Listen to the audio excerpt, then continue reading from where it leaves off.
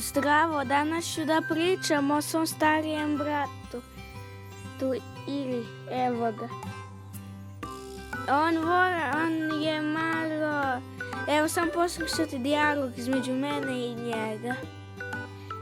Vidio si loptu? Možda mi daš loptu? Ne, nisam vidio loptu. Vidio si loptu? Ne, nisam vidio loptu. Aj za tebe, bre.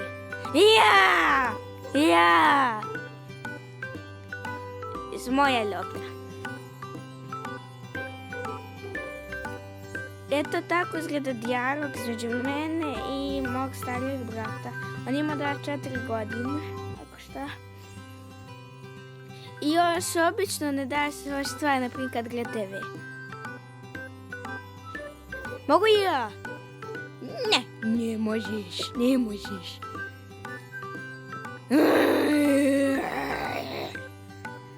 I još on ponekad razbije, naprimjer, čašu.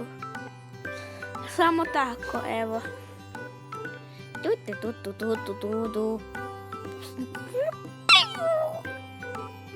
Šta se desila? Ponovo si razbio čašu. Da, jesam i... Šta sam uradio?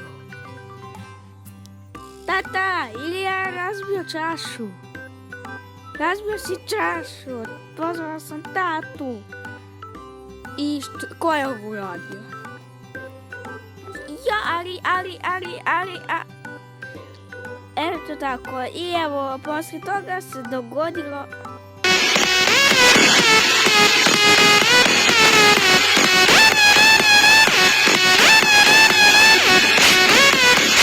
Hvala što ste gledali.